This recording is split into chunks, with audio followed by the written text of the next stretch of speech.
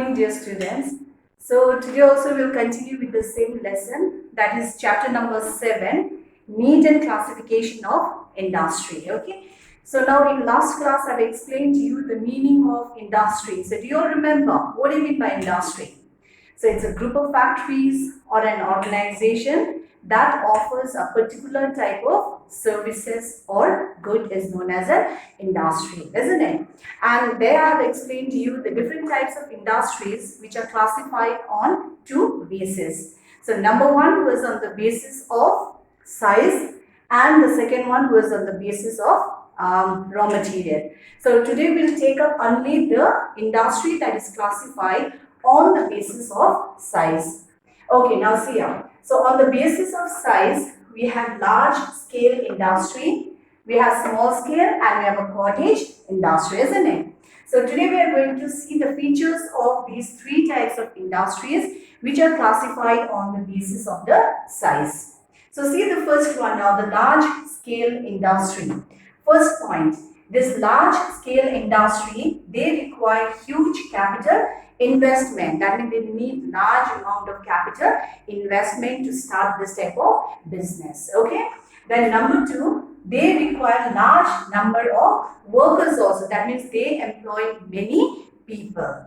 Third point, they produce large amount of superior quality goods. That means the goods produced by this large scale industries are of superior quality. That's a good quality. Then next one, number 4, you can see there, they use advanced technology. That means they make use of modern sophisticated technologies, or you can say the tools and implements in their factories or in their work. Okay. Then next one, point number 5, this large scale industry, they require heavy and bulky raw material. That means the raw material used by these large scale industries are quite heavy and large. Then you can see the examples, like the example of heavy and bulky raw material, iron and steel. It's one of the large scale industry in the world. Then you have the textile industry and cement industry. So these are the features of the large scale industry. Okay. So now let us move on to the small scale industry.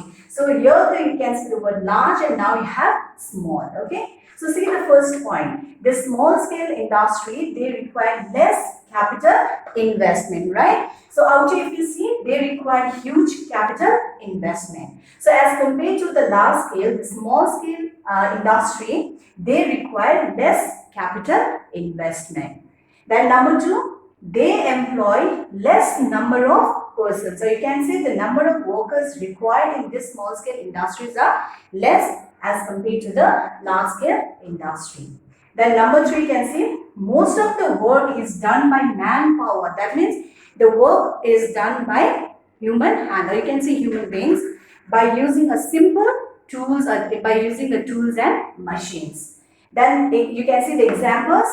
So example of a small scale industries are furniture, electronic goods and toys. So these are the special features of the small scale industry. So as you go deal with the different types of industry, you have to compare also. Like you can easily compare this large scale and the small scale, isn't it? So large scale, it requires heavy large investment, a huge capital investment, whereas the small scale, they require less capital investment. Here you can see they require large number of workers and here less number of workers. And here they do the work by using modern sophisticated machineries. Whereas out here they do by hand using the machines and the tools. Now let's see the last one, the cottage industry. So this cottage industry is a type of small scale industry. So it doesn't belong to the large, but it's a small scale. And this is usually located in the villages. That's what we say is a small scale. Then number 2, it employs a few people. That means they may be family members or they may not be the family members. Then number 3, it involves utilizing heavy craftsmanship. That means whatever their parents were taking up, okay, whatever the job they were doing, the same occupation is followed by the children also. So that's the meaning of the hereditary. That means they carry on from the father to the son, and also that way they go on. Then number 4, they use locally available resources. That means whatever resources is available, okay, in the village itself or in the surrounding area, so they make utilize of those resources only. So they don't have to fetch it from the far places. Then number 5, they use these type of cottage industries are usually located in villages. Example you can see pottery, handloom and stone carving. So these are the features of the cottage industry. Okay. So classification of industries based on raw material. So on the basis of raw material, we can classify industries as agro-based industry, plant-based industries, animal-based industries, forest-based, marine-based, chemical-based. Okay. So now we'll take up the first one, the agro-based industry. So agro means agriculture, isn't it? So these industries derive their raw materials from agriculture. So see, the agro-based industries are further classified or divided into plant-based industries and animal-based industry. So actually this plant-based and animal-based are the subdivision of the agro-based industry. Okay. So now let us see what do you mean by plant-based industries.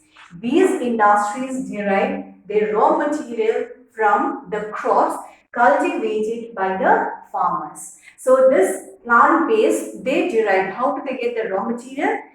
From the crops cultivated by the farmers. So see the example out here. So the example we have sugar cane for sugar industry, jute plant for jute industry. So sugar cane is grown by the farmer, isn't it? Same as jute also, jute plant also, it is grown by the farmers, and they make the raw material for the industry, like sugar cane for sugar industry and jute plant for the jute industry.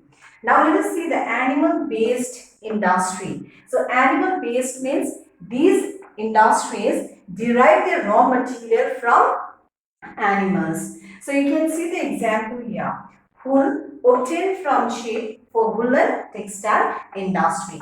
It's an animal, isn't it? So from sheep we get the wool, and this wool is the raw material for the woolen textile industry. So this is a two subdivision of agro-based industry, that is plant-based industries and animal-based industries. Now let us see second one. The second type of industry which is classified on the basis of raw material, that is forest-based industries. So forest-based industries means they derive the raw material from forest. Example you can see there, wood pulp is used in the manufacturing of paper. And from where do we get this wood pulp? It's from the forest. So wood pulp is used for making paper. So this is a forest-based industry. So now next, number 3, we have the marine-based industry. That means these marine-based industries derive their raw material from the seas and oceans.